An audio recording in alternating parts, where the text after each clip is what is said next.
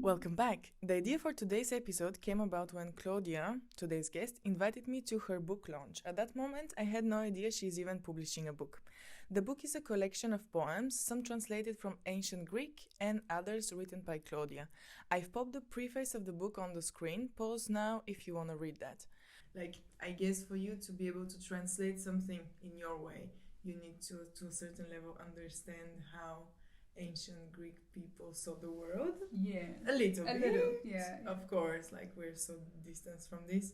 But yeah, do you find some stuff that maybe they got better than us? Do you feel like we share the same, very similar problems? What I think they do better in the ancient world is that they just have far more interesting vocabulary for talking about desire and love and the human body. Lots of these poems are about relationships and sex, and the vocabulary is so broad. Whereas I feel like in English anyway, we're quite limited in how we can talk about the human body.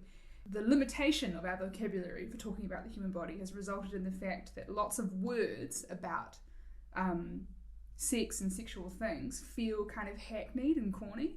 So when I was translating some of the more erotic poems, I felt kind of embarrassed. There is this sort of twinge of shame, which is, on the one hand, partly because sex is still a little bit taboo in some areas of literature, and on the other hand, it's because I'm our words don't do it justice. They're far more interesting. I found this Greek word which means the word is rhodopugos, and it means rosy bottomed, as in someone whose butt has just been slapped in a erotic fashion. And we don't have a word for that. We just, so I called it slap-assed, as a way of trying to get both the noun and the verb to agree. But in English, I still feel could I have done better? It's not quite as lovely and round as rhodopugos, which you kind of get the sense of a little hug almost. Yeah, like butt cheeks, Words shape our understanding more or less. Through words we understand the world, so to a certain extent it reflects, the words you use reflect the way you understand the thing. So even in art I feel the boundary, sex wasn't something dirty in the same way as maybe it is seen now in some contexts. But the question was more broad, if there's other stuff that kind of maybe made an impression on you that is maybe different from the way we perceive stuff. Well, I think the key thing there is that in the ancient world, it was very easy for writers to personify feelings of love and desire because they could talk about the goddess of love. They could talk about, Venus or Aphrodite. And it's really, really quick shorthand for the reader to know, here we're in the semantic field of love and desire. And because those writers could personify love so easily, they could strike up these quite interesting conversations and also kind of distance themselves from what was happening to them, because they could always say, it's the goddess who's doing this to me. She's the one who's picked this chain of events. And we can't really we don't really I think in love poetry, in the sort of in our world, we don't really do that. We don't really sort of go damn that goddess of love, or I should say there's also Eros, Cupid, also at play. So we I guess maybe in our world, writers tend to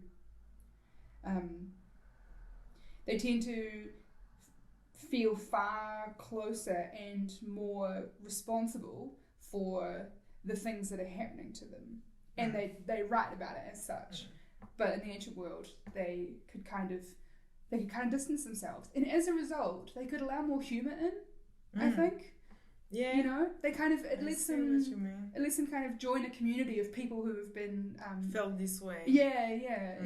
It's kind of a more individual and more communal sense of the human experience rather than my own experience, maybe to a certain extent. Yeah, we have a very individual idea about love, it's this thing that will happen to you, and it's going to be massive and probably dictate a lot of your life choices. But back in the ancient world, I think they were a bit more relaxed about all that kind of stuff. But also, perhaps love had less to do with their relationships because of things like arranged marriages and less power for women and things like that. And where did your fascination with the ancient world started? Well, if I can call it that. Yeah, totally. I think that my interest in the classics started when I was in high school, and I was picking topics for the school year, and classics was an option in year 12, I think, so like the last 2 years of your high school. And I knew a bit about the like Athenian the Athenian history, the history of democracy and philosophy and literature from Greece, but not a lot. And my mother is Maltese, so I always felt interested in the ancient world because it's the world where my ancestors are from. I felt like a link. I felt like it was like studying or trying to study my family and my past, or at least the context in which they grew up, and things like that. So that's where my kind of fascination started, and I sort of thought, I should probably know these things about my ancestors and my past. And then I just really enjoyed it, and I kept studying it, and I like it because it's a very holistic field. Like when you study classics, you're doing history, you're doing literature, you're doing language and art history and sociology. It's all there, and I enjoyed that. I enjoyed the fact that they didn't try and hem you in, even at uni. We were still afforded a lot of like flexibility and breadth of topics, which was good. That's fun, because there was a little poem about stuff, and I was wondering if it's fictional or like to what extent your poems are a reflection of what's happening to you, and to what extent, because obviously I don't know you that well. So for me, it's like I'm guessing, and also I guess for some of your readers, it will be this journey of being like, so it's nice to give some backstory to the things. Nice. And is this the first book that you're publishing? On my own, yeah. I had a chapbook, so like a shorter sort of a mini book published in an anthology with two other writers, two other poets. Yeah. Fun. And when you say on your own, what does writing and publishing a book require from someone doing it on their own? Well, first there's the writing of the poems. And I guess coming up with the oral concept of the book and stuff. Yeah. And my process was, I wrote the poems over like a good year and a half, and then kind of gathered them together and thought like, I've got 40-ish poems here. This is a book. This could be a book. And then I went to see AUP and let them know that I was preparing to submit a manuscript to them for review, and that means to see if they want to publish it or not. And the director of the publishing house gave me the advice of show it to as many friends who are also writers as you can before you send it to us, to just get an idea of its readiness, and so that any feedback they might have, you can apply and then submit to us. And I did that. I sent it to a bunch of friends, and then sent it to AUP. And do you design the book with the idea of being performed, being read in front of public? Well, the individual poems, yes.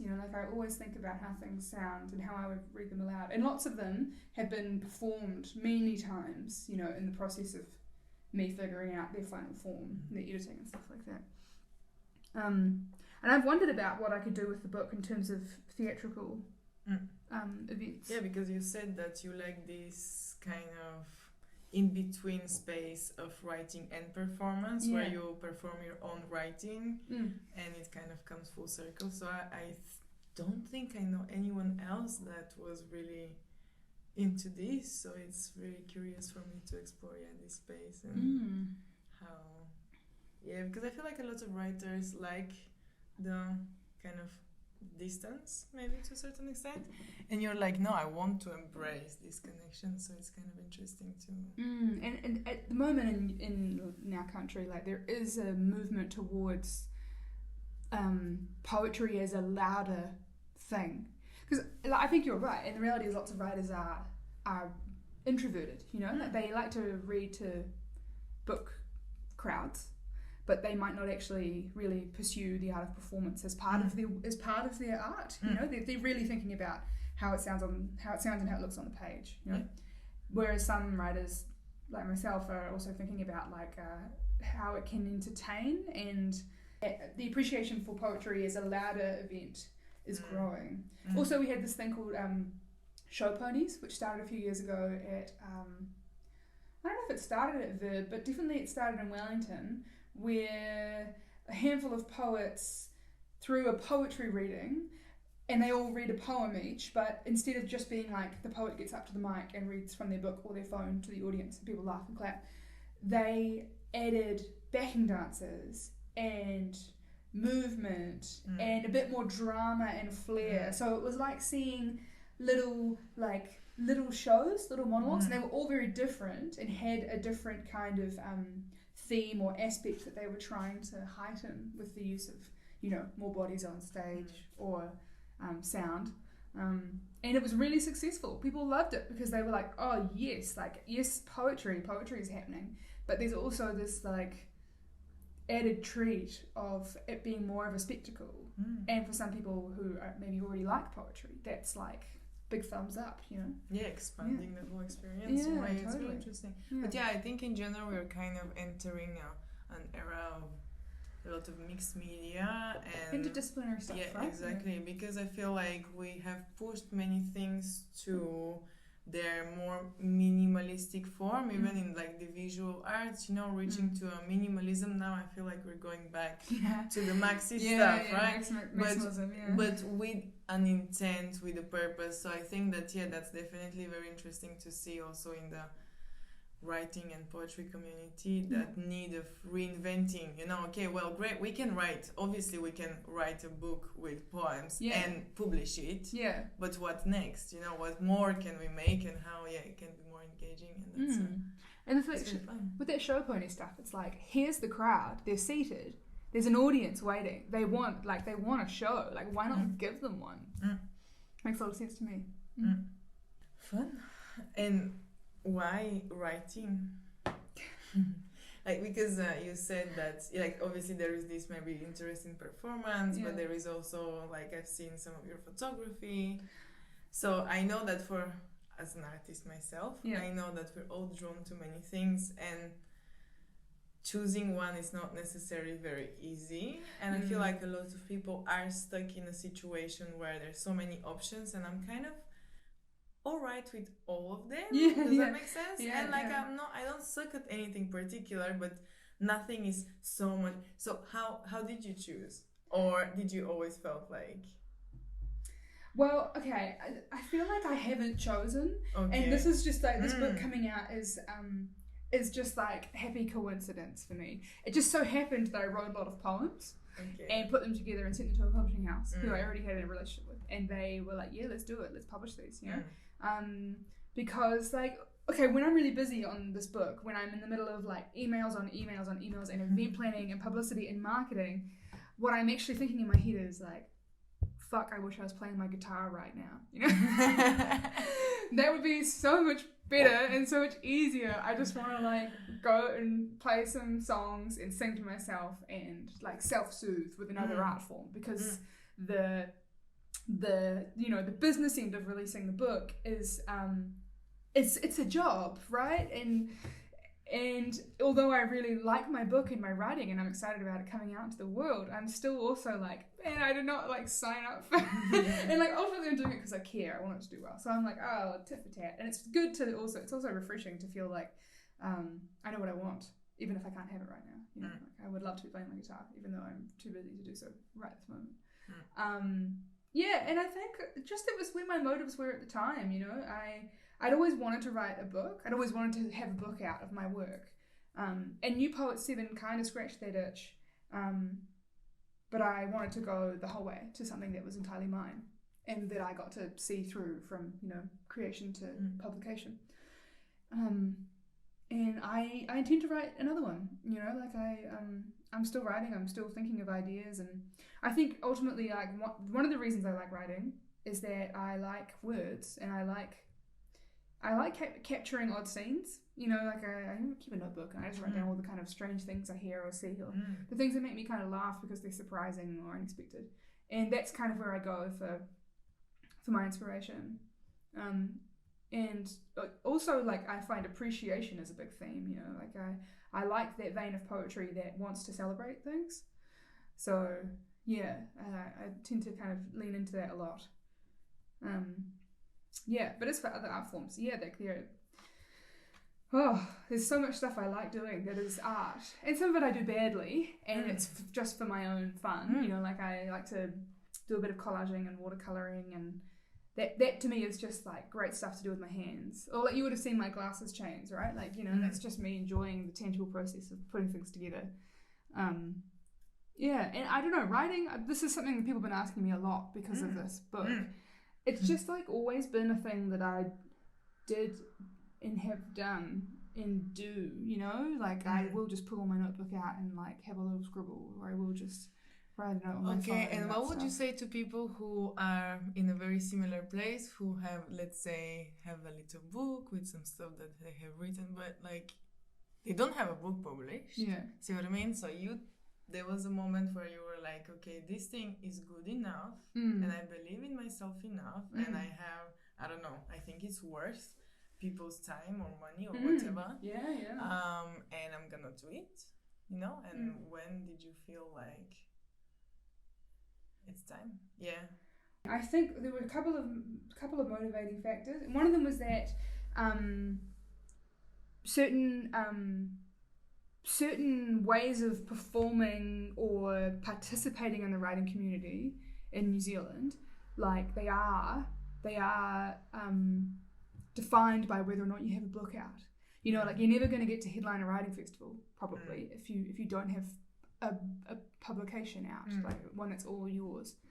And I wanted to be up there, you know, and that's not what I was thinking when I was writing the poems, but that's what occurred to me when I realised how many I'd written, and that I thought they were pretty good, you know. Like, and I perform quite regularly. I go to open mics and late night poetry hour and stuff like that, and people, I read my poems and people want to talk to me about them, and they tell me they like them. So that's me taking it as a sign that people have time for this kind of stuff and find it interesting, and therefore, like, why not try to make my work more accessible, you know? Because at this point, probably most people who already know about me would have seen me perform at some point. But I've only been performing in 2 cities, maybe 3 if you count Auckland briefly.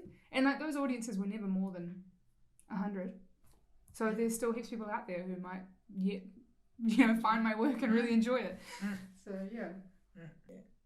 Yeah, I guess that the scariest thing is to go that first time. Yeah. And after that, I think it's kind of riding the wave, maybe. Yeah, I got that like first time out of the way quite early when I was young and like very kind of headstrong about these sorts of things. I'd just give it a go, you know. So, but in hindsight, I'm very glad I did that, because inevitably performances won't go the way that you expect them to, and it's just good to get them out of the way when the stakes are quite low. They're lower. Not to like psych out anyone who's listening who is, you know, like older and wants to still emerge as a poet, but it was good, you know. I just don't really have that. I don't really question my urge to perform anymore, you know. I just think like people want to laugh, people want entertainment, people want stories. I can give them to them. If you're still here, thanks for tuning in. This is Don't Snooze the Muse. See you next time.